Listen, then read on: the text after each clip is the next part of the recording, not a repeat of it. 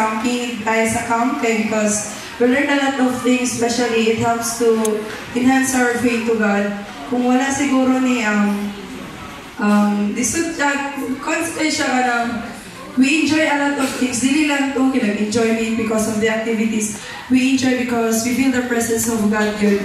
Mga kalabatian, ginawa mo sa Ginoo dito, and we feel renewed because of that. And I hope in the next year, dili mo nag-support sa among mga batanon, and basta thankful ko sana sa pastor, ila mami, sa tanan, financial aspect, sa tanan parents na guys. So, thank you.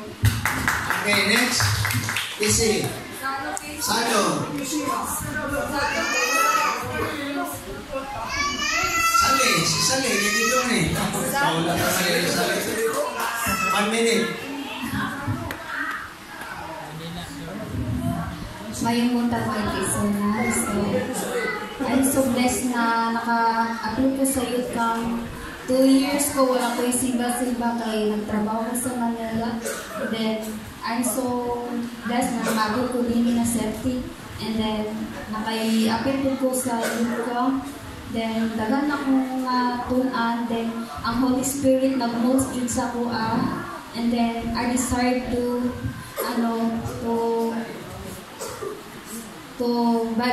Bible study, mag-Bible school. And then after sa youth camp, unana pa dyan po yung encourage dito. Sa una, wala ko simba-simba, murag nakaubos akong faith sa Ginoo. And then feel na ako na murag na backslide ako.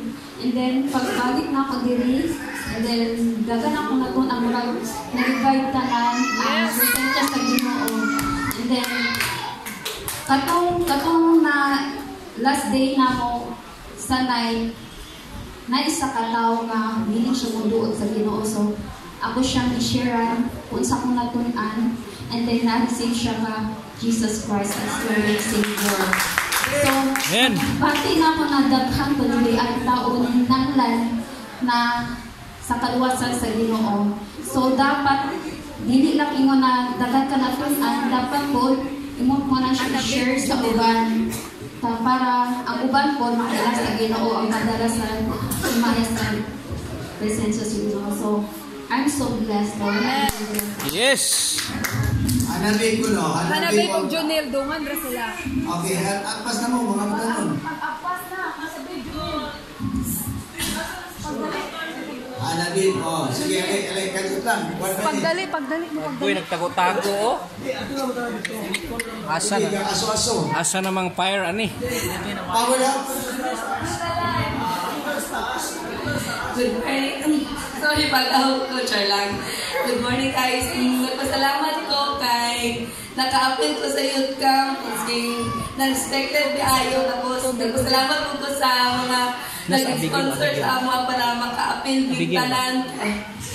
Nagpasalamat ko. Tapos, first time po ito na ako nga enjoy kayo, good promise. Na-enjoy kayo, me. And, sa paman. Nagpasalamat ko sa tayo kay di naman sa kanang busog po kayo mi kay taga-oras kaon. Wala yung oras na bili kaon. Punto dyan, thank you. Ihayan ninyo, oy. Napa, wala na. Napapagdor niyo. Sige. Ay, si Judy. Hala, nakalong libs, oh. Grabe.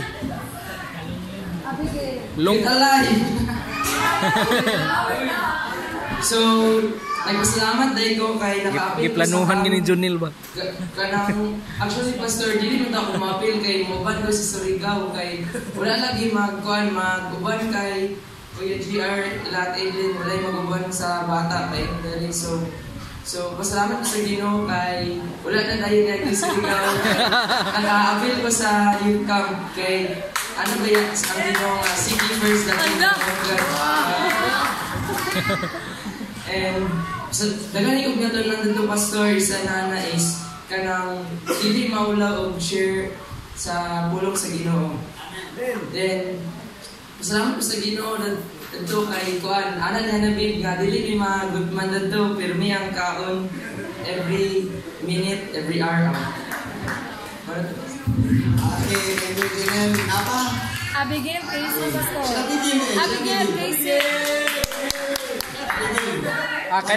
Kanis Abigail nagi mapuntos ni Si Pastor. Nicole po daw, Pastor. Nicole og si...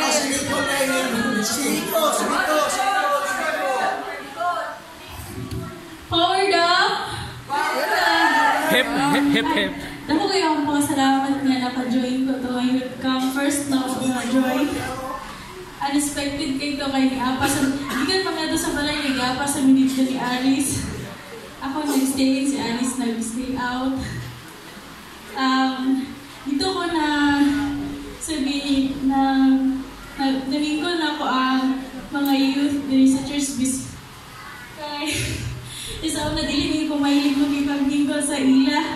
Kay loner kayo ko tapos sige na po ba dito sa shadow ni Alice. So ato nga youth camp na overcome na ko ang mga Kaulawon. akong kulwa-kulwa. So, na full akong spiritual. Yes. Yes, na-strengthen pa akong faith sa Ginoo. Amen. Yes. Okay, thank you, Abigail. Nicole. Nickel. Kasi kanta pa niya siya. Nickel. Ang happy birthday boy, ang si Zalo, Pastor mo, anhi. Oh, salo. Happy birthday boy, Zalo. Nagpasalamat ko kay naka-place ko sa youth camp. At tungkol sa katong nga camping, na-strengthen ako ang relationship ako sa Ginoo. Yes. Anong paan. Tungkol po ato, murag, nakaan ako nga, dili na kayo kaulawon kaayo. Yeah. Pero nagpasalamat na ako kay paan, naging mo ang Ginoo paan. Inawi para makapil ko ato maka-join. Yes. Okay, thank you. Birthday boy. Wow.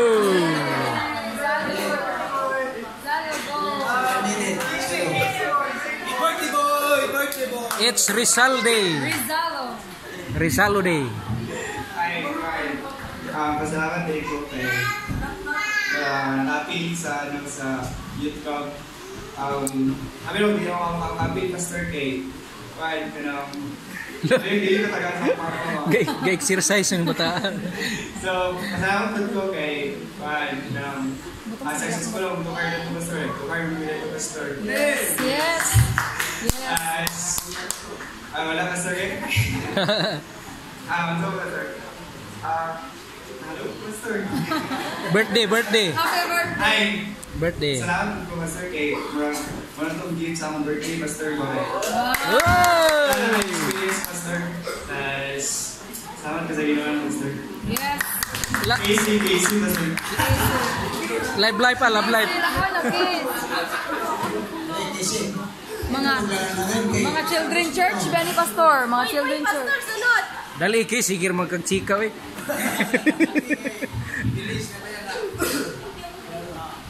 Okay, nasasalamat ko. Punta ko kay abot big safety dito ang kanang malagpagaw pastor basta sa tuod sa akong pagtukay pastor. Pasalamat ko kay successful gyapon. Salamat po sa nag-sponsor kay musugid kay ni wala gi oras nga di ko makakaang pastor. Salamat kayo sa kanan. Okay. Palakpakan na ito ang mga batanon, mga igsoon. Yes. Kasi mga nanikanan na nagpadala sa ibang mga batanon, salamat kayo sa mga naghatag o tabang na financial. Hip hip. Salamat po kayo. I know nga all things work together for good. Gasto man na ay ingon na nadisgrasya ang inyong kwarta, pero na grasyahan ang mga batanon. Yes. Wala magot ni.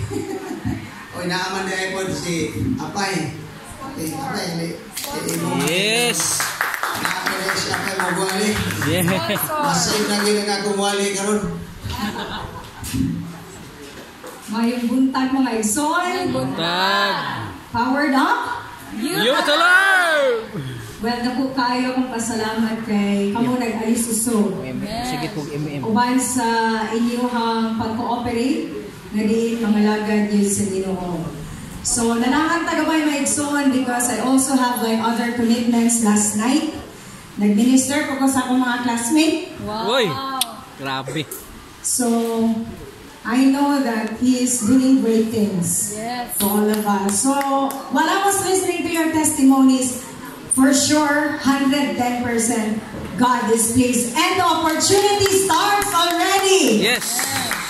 Amen? Amen, amen. So, wala gyud ta pakyasa sa Ginoo nga nakaduhog ta sa iyang mensahe. Unya inyong gitagaad action.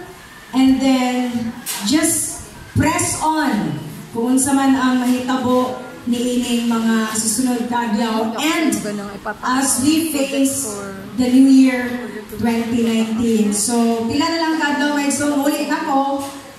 And I would like to ask you to pray for me, sa team, dito sa simbahan, sa Dubai. We may be far from each other, but we are close with our prayer. Yes. Amen. Karon, dili ko magwali, but I would like to share a message na impress ako sa Ginoo because this is actually in Colossians, no, mga igsoon, if you have your Bibles with you. Colossians 3:1-4. God is the God of order, mga igsoon. Kaya kato mga testimonies, kato mga natunggan nato, mga igsoon, mo relate din siya karon. So I would like to thank God na He will open our hearts and minds today. Let's bow and pray. Ginoo, salamat may tak na ngayon kaming ubanan karong oras sa Lord. Salamat na ikaw nagapatiwala ng serbisyo sa Hillside Balulang. Salamat sa mga batanon that you have loved them so much. You have provided and let them experience how great you are in our lives. Truly we sang, You are good last Sunday. And now, nagpamatod ka Ginoo that you are good all the time. So we give you back all the praises and the glory in Jesus' name. Amen. Okay, so andam na ba mo sa inyong mga Bible? So, dali lang kayo ni mga igsoon ha. It's just really a wrap up. Okay, pawali ko sa kong dali, but ako man siya ni surprise. Di ko mo commit, pero mo commit ko sa Ginoo. Okay, it's like sa akong pagbakasyon, di ko mananghid sa akong manager, dito po sa akong boss. So, karon, this is really ordained. Kaya yan gi-press ako is nasa Colossians 3:1-4. Put on the new self. Now, if then you have been raised with Christ, seek the things that are above where Christ is, seated at the right hand of God.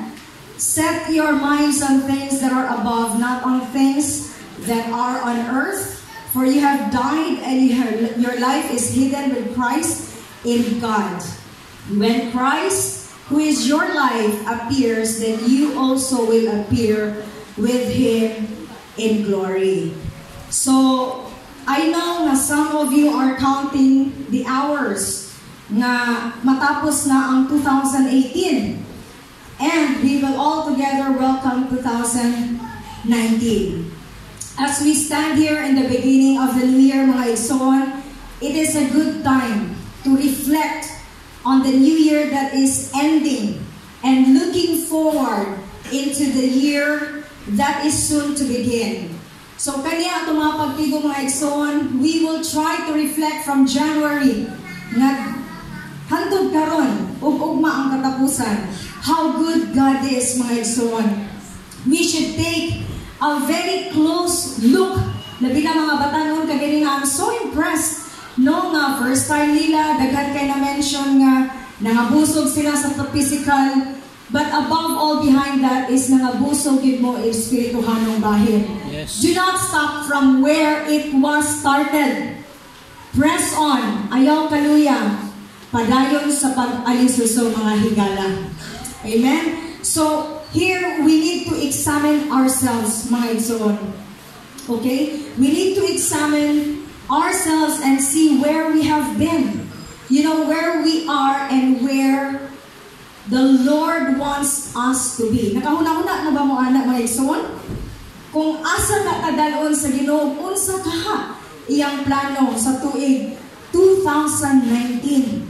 Now, kani nga passage mga igsoon na gi-impress na sa ako this morning, It's actually a passage that will give us the opportunity. You see, nag-connect siya mga igsoon last Sunday if you were here.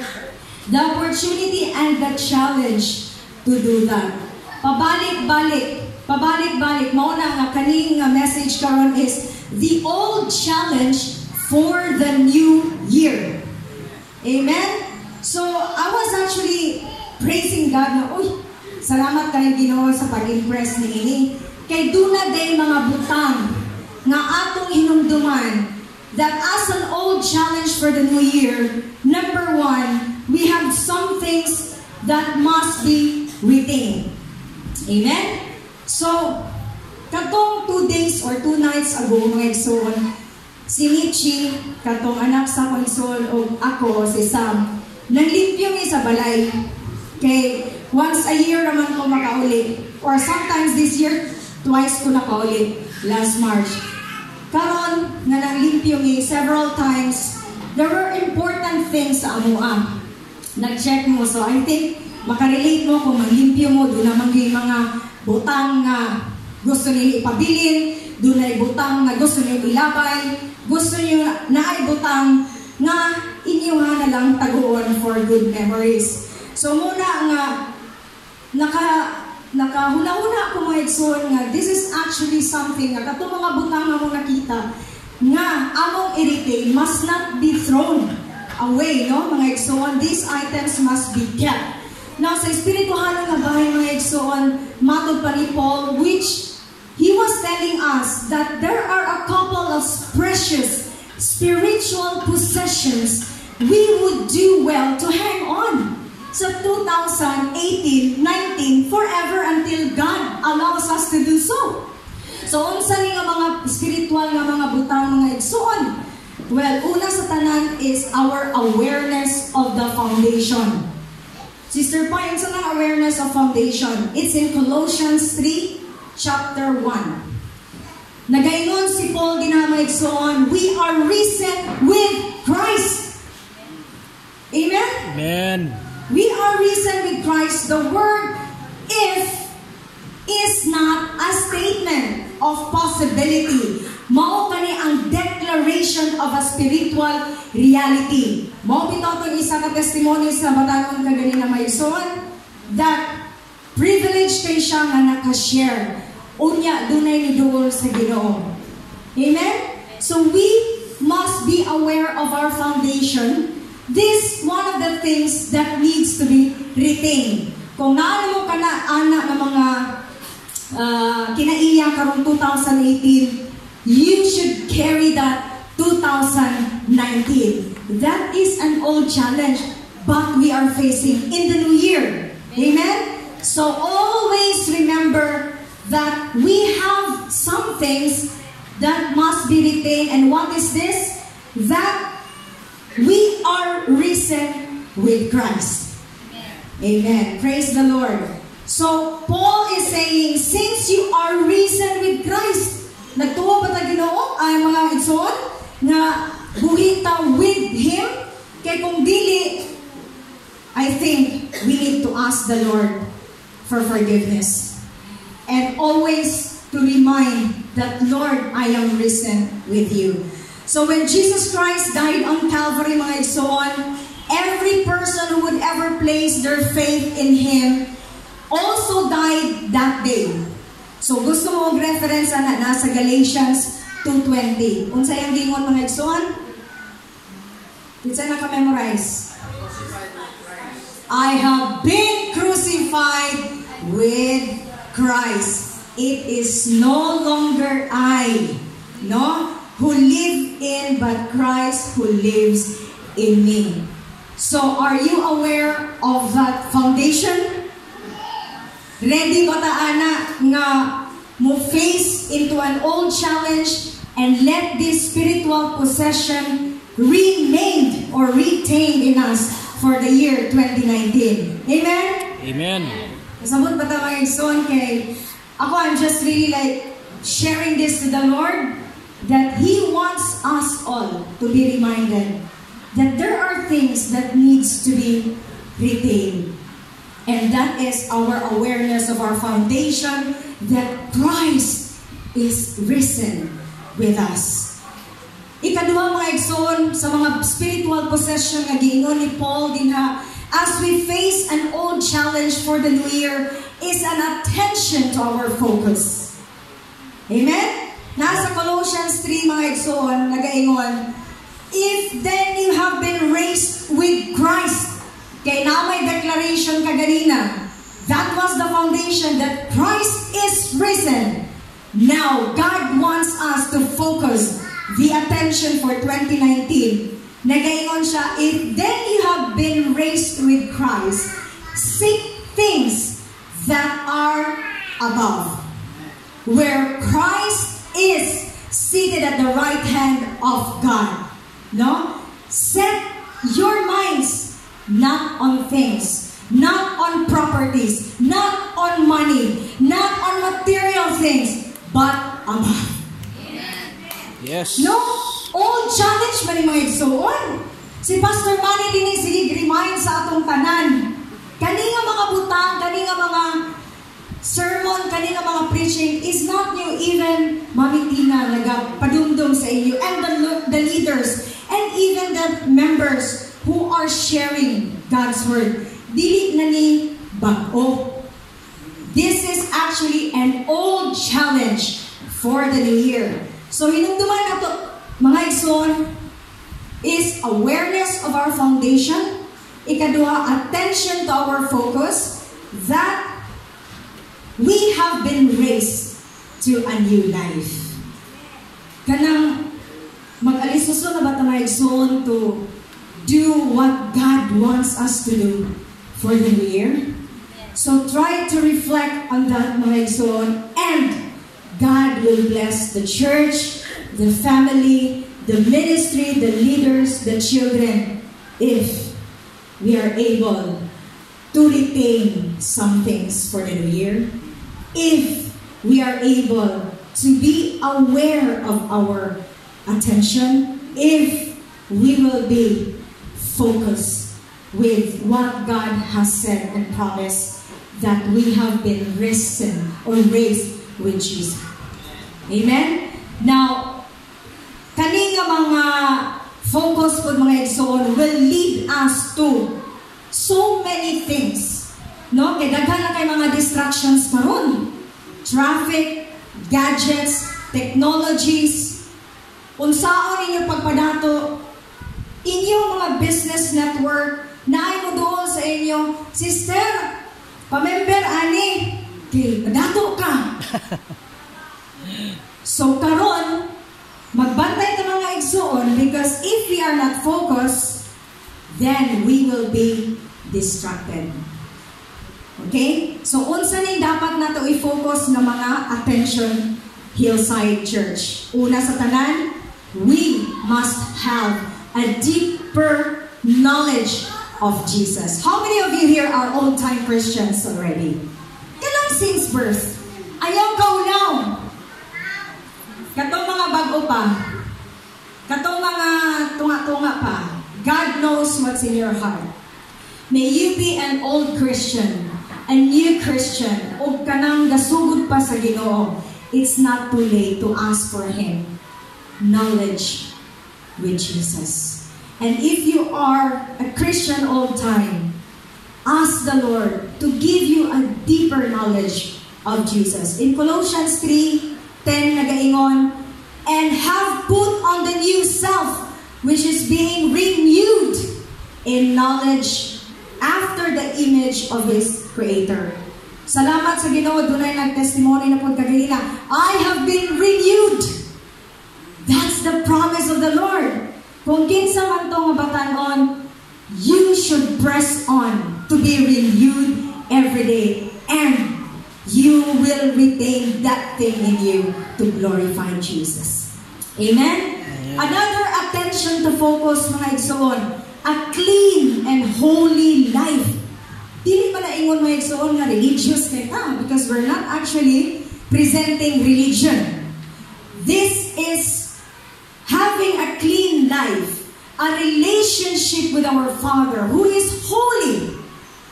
Then we must be holy. It is in Colossians 3:5-9, put to death, therefore, what is earthly in you. So, unsa ng mga earthly in you? Kamuray na sayod, mga igsoon. But I believe that God has changed your life long time. He will only renew it once you draw yourself near to Him. Amen. So, put to death, therefore, what is earthly in you: sexual immorality, impurity, passion, evil desire, and covetousness, which is idolatry, and so on. We must be careful to focus ourselves in attention to retain some of the things, na deeper knowledge of Jesus, living a clean and holy life as we face this challenge, old challenge, to the coming year 2019. Another one, godly virtues, mga igsoon. Godly virtues, Colossians 3:12-17. Put in then God's chosen ones, holy and beloved, compassionate hearts. Bisag na ulit na kay kaadto ang iyong silingan. Compassionate hearts. Mga igsoon, godly virtues. Diba? Kay usahay, sulayan kaya kita. Kay nakadungog ta karon, expected. Later today, even tomorrow, the day after tomorrow, God will actually be strengthening you with His virtues, that people will see Jesus in you. So munang mga i-focus, mga igsoon, and also holiness in our social life. Mga batanon, hilig kitag social gatherings. Holiness, meaning, kung magkuhan sila dito, magkanang buhat o dautan, you know what it is, you know what are these things, nga dili makapahimaya sa Ginoo. Pray for those friends of yours na wala pa in taon nakakita o kahayag sa Ginoo.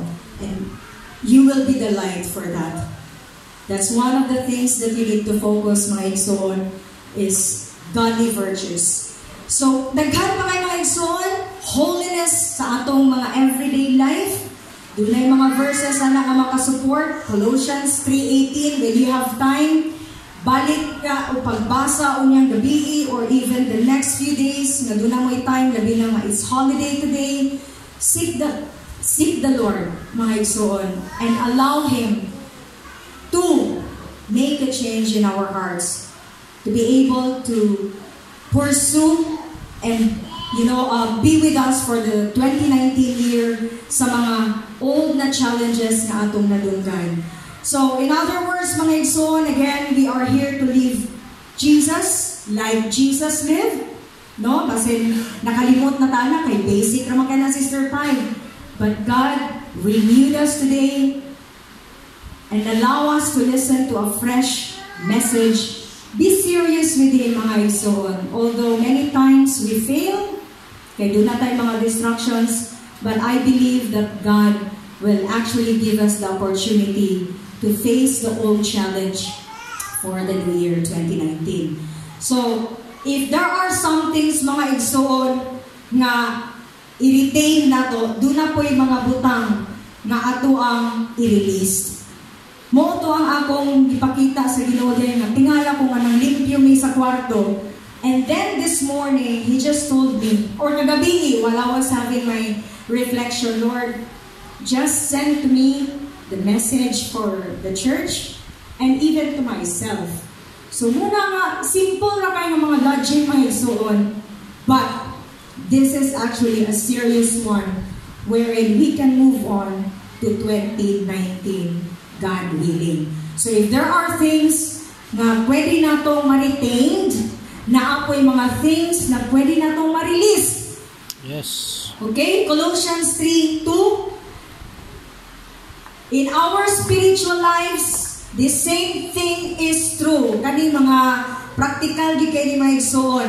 There are some things that we have to let go. Sa una, dali ka masuko sa puton. But when Christ is in you, gamay na lang. Pero sa tabang din sa Ginoo, mga igsoon, mawala na yun na. Amen? And these things need to be kicked out. At tuwagin ng walaon, mga igsoon, kay God has already raised us up. And we have actually lived in Him. Di ka masuko ang Ginoo. Because He's the God of patience. He's the God of love. So we have to ask Him to give us the same heart as Him. So these are actually mga samples, mga igsoon that we need to release. Doon na tayo mga madunggan sa mga silingan, sa mga bisang asatang ang i-plaster, mga false doctrine. Nga usay matwist atong pagtuo nga nadunggan nato diri sa simbahan o niya gumikan lagi nga nawala atong attention, nawala atong awareness, atong focus. Nituo ta atong mga storya sa uban. So we have to ask God to release kani nga mga kinaiya. False doctrine, mga igsoon, mga filosofiya sa tao. Kay aron ka maluwas. Bisag doon na tayo mga nadunggan nga mga mensahe din sa simbahan, pero kay human nature man mga igsoon. Ako nagod ni.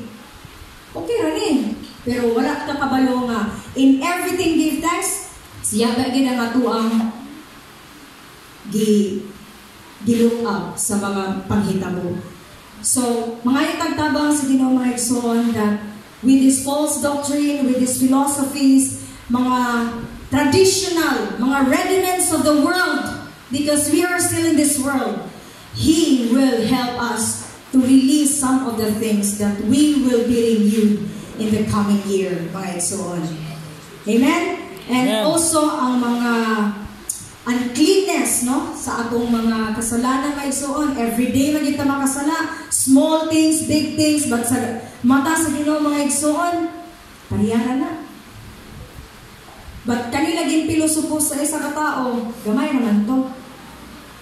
Excuse. But we have to ask quickly forgiveness to the Lord to remove some of these things in our life.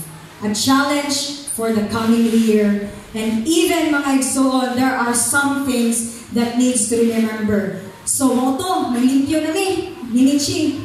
Nakita din ako nga katong nag-travel siya sa Hong Kong with her mom. And siya atibay, dili na ako ilabay. Because these are actually things, good memories that needs to be kept and remembered. This same as our old challenge, that we will be able to face the new year. Colossians 3:4. There has been death already. Nasayad ba tayo mga igsoon?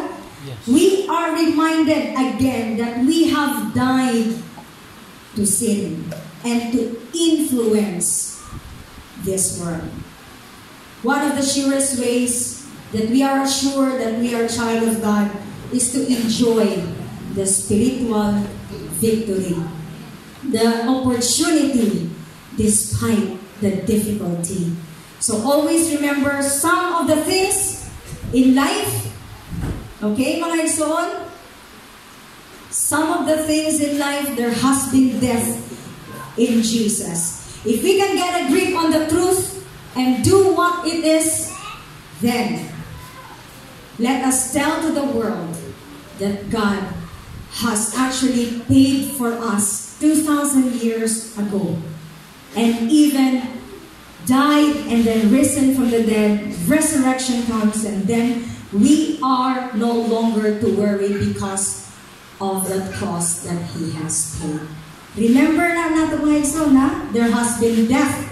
Second, there has been a deposit, not of the money, not of the investment, but the deposit that we are all saved. Yes. Pero dili man kaayo ta convinced. But I'm praying, mga igsoon, press on. Press on lang. Bahala lang, balik-balik ang inyong ginabuhat sa simbahan. But I know the Lord will make a change. Labi na gyud akong istoryahan si Jay nga hopefully sa youth 2019, especially the youth, you need to pray for your leader. You need to also cooperate for whatever calendar of events that you will be strengthened, that you will be molded, and that your relationship will grow deeper in God. Please, cooperate, pray, and seek for that opportunity that this church, especially the youth, will grow. Amen? So siguro pagbalik na ako po mga igsoon, I know God will actually be increasing the numbers of youth and even the activities, usapol sa mga departments, women, men. Magkahiusat ang mga igsoon, magkaisa din na sa atong mga pagtuo. So there has been a deposit, mga igsoon. New life guarantees the believer's eternal security. We don't know what will happen to us. But when there has been a deposit which is already prepared, eternal security. And there has been a dream. Many mga things that we need to remember. There has been a death. There has been a deposit. And there has been a dream. Sa Colossians, my son, Paul closes this paragraph by reminding us that kaninga kalibutan is not the best there is. In Colossians 3:4, we may have to deny our flesh down here, but it will be worth it all over there sa langit, mga igsoon. Yes. Amen? We might have to battle Satan dire sa kalibutan, but we will enjoy the victory there. Amen. And also when Jesus comes, our faith in Him will be vindicated and we will be glorified with Him. So diri sa palibot nato congregation in this church, Hillside, every believer in this room, I know wala nagbattle. Walay perfect. Even I standing here, I am just the messenger of God's word. However, the flesh and the devil, each of these enemies does everything para makapuntos siya. But in order for us to make a point always with Jesus, let us draw ourselves nearer to Him. So, maulang to ang akong mga pagdasig, my son. I believe na when this message will go straight to your hearts, let us pray to the Lord to give us the chance, the opportunity to reflect on the things that we need to retain, that we need to release, and that we need to remember. Take it as a challenge. A firm believer of Jesus Christ, Hillside Assembly of God, an old challenge that we need to face for 2019. Yes. Ang conclusion, mga igsoon, there's so many things. You know, question, daghan pa ba mga butang, mga igsoon, sa itong kinabuhi na dapat natong i-retain, ipabilin? And thus your focus needs to be judged. Maoning mga questions na pwede makapag-guide sa inyo sa inyong reflection, mga igsoon. And if there are some things in your life, mga igsoon, that needs to be released, ask the Lord. You cannot do that by yourself. Pastor Manny cannot do that. The leaders cannot do that. But you alone will be accountable for that. So, pangayo ang guidance sa Ginoo, mga igsoon. Pangayo ang guidance nila. And also, if there are needs, the Lord has spoken to your heart right now. Siguro kung doon na pa'y time, mag-challenge si Pastor Manny o prayer, no? Sa atong tanan. Doon ka din na sa Ginoo na igsoon. For we don't know what will happen in 2019.